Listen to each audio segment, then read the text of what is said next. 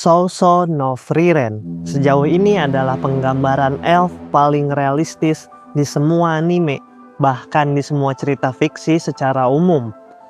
Dan di video ini gue akan ngejelasin apa alasannya. Di dunia fiksi, makhluk berumur panjang seringkali digambarkan sebagai sosok yang bijaksana, agung, dan tidak pandai menunjukkan perasaannya. Tapi hanya sedikit cerita yang benar-benar menampilkan dampak psikologis dari umur yang panjang. Sousou no Frieren menampilkan pandangan tentang kayak gimana sih hidup lebih dari 1000 tahun melalui mata tokoh utamanya, Frieren. Berbeda dengan penggambaran lain yang lebih ke arah makhluk mistis yang agung, Frieren menghadirkan perspektif yang membumi dan manusiawi tentang kehidupan yang sangat panjang, membuatnya menjadi penggambaran karakter berumur panjang paling realistis di semua anime. Kisah Frieren gak dimulai dengan perjalanan yang heroik, melainkan di akhir perjalanan itu.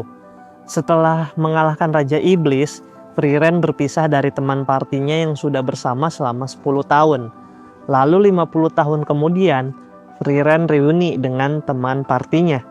Tapi nggak lama setelah itu, salah satu teman party Frieren yaitu Himmel meninggal. Momen ini adalah momen krusial bagi Frieren. Dia mulai merenungkan soal umur manusia yang sangat pendek. Bagi Frieren, 10 tahun bersama Himmel itu cuma sekejap mata. Kita tahu bahwa Frieren itu sangat kuat, tapi perkembangan emosionalnya terhambat. Perkembangan yang lainnya juga terhambat sih. Perkembangan emosionalnya terhambat bukan karena belum dewasa, tapi karena terkikisnya urgensi secara perlahan. Simpelnya, apa yang penting jadi kagak penting lagi.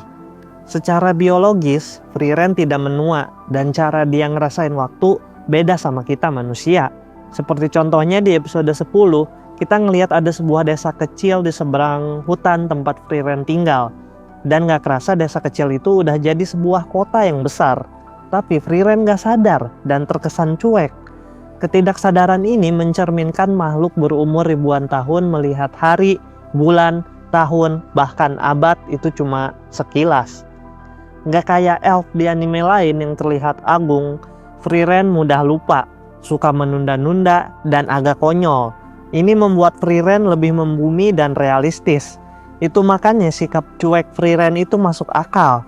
Karena secara realistis, kalau ada makhluk yang bisa hidup ribuan tahun, mereka nggak akan terlalu aktif dan terburu-buru.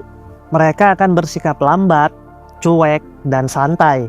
Karena buat apa terburu-buru? Nggak ada urgensi buat terburu-buru. Orang umurnya aja panjang. Kita aja nih ya, manusia yang umurnya pendek, itu suka banget sama yang namanya menunda-nunda. Apalagi elf yang umurnya ribuan tahun. Berbeda dengan elf di cerita anime lain yang anehnya mereka terlalu aktif dan terlalu emosional. Jadi kayak nggak ada bedanya sama manusia. Ini nggak masuk akal. Sedangkan Frieren, dia itu elf yang lebih masuk akal. Contohnya saat kematian Himmel, Frieren nggak ngerasain apa-apa dan ekspresi wajahnya datar. Bukan karena dia nggak peduli sama Himmel, tapi karena dia nggak bisa memproses hubungan singkat seperti itu. Frieren bersama Himmel itu 10 tahun. Dan bagi Frieren 10 tahun itu cuma sekilas. Bayangin, lu punya 2 temen namanya Asep dan Ucup. Lu udah berteman sama si Asep 10 tahun. Sedangkan lu udah berteman sama si Ucup baru 1 bulan. Kalau mereka berdua meninggal, kematian Asep pasti lebih berarti bagi lu. Soalnya lu udah kenal sama Asep lebih lama.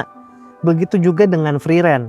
10 tahun waktu yang dia habiskan bersama teman partinya mungkin cuma 1 bulan kerasa bagi dia, atau mungkin lebih pendek lagi. Namun seiring berjalannya cerita, Frieren mulai belajar memahami manusia. Dia mulai membuka hatinya sedikit demi sedikit. Bisa kita lihat dari hubungannya dengan Fern. Frieren awalnya adalah seorang mentor yang dingin dan terasa jauh bagi Fern. Tapi perlahan Frieren mulai terbuka dan memahami bagaimana manusia hidup dalam rentang waktu yang pendek. Frieren mulai dekat dengan Fern, bahkan mereka berdua terlihat seperti saudara. Tentu aja Fern yang paling pantas mengambil peran sebagai kakak. Karena kita tahu sendiri kalau free range itu males-malesan mulu dan nggak bisa ngerawat diri sendiri. Ini masuk akal karena kalau ada makhluk yang hidup selama ini, tidak sehat bagi mereka untuk bersikap emosional seperti manusia. Karena manusia meninggal lagi dan lagi. Dalam rentang waktu ribuan tahun, harus berapa kali free range menangis dan berkabung atas kepergian teman-temannya. Ini nggak sehat buat mental free range. Kalau free range selalu bersikap emosional seperti manusia, mungkin free range sekarang udah nggak waras. Itu makanya emosi free range diredam dan diminimalkan supaya bisa menjaga mentalnya agar tetap waras. Karena kalau lu hidup selama itu, emosi yang terlalu kuat bakal menjadi halangan buat lu. Secara seksual juga sama. Kayaknya sepanjang hidupnya free range gak pernah sama sekali menjalin hubungan romantis dengan pria manapun. Ini masuk akal, karena kalau lu bisa hidup ribuan tahun, gak sehat bagi lu untuk menjalin hubungan romantis bahkan sampai menikah. Karena manusia meninggal lagi dan lagi. Bayangin aja, lu punya pasangan, terus pasangan lu meninggal. Terus lu punya pasangan yang baru, tapi akhirnya meninggal juga. Begitu terus ngulang selama ribuan tahun. Ini gak sehat buat mental lu. Lu bisa gila karena ini. Kecuali pasangannya elf juga. Tapi masalahnya di dunia free range para elf itu udah punah dihabisin sama para iblis. Itulah alasannya kenapa free range adalah penggambaran elf paling realistis di semua anime. Bahkan di semua cerita fiksi secara umum.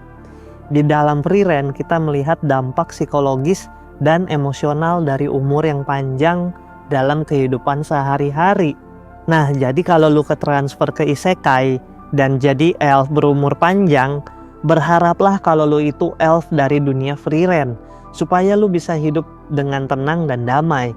Karena kalau lu pengen hidup ribuan tahun tapi dengan sikap emosional seperti manusia, lu pasti bakalan menderita karena kehilangan orang yang lu cintai lagi dan lagi.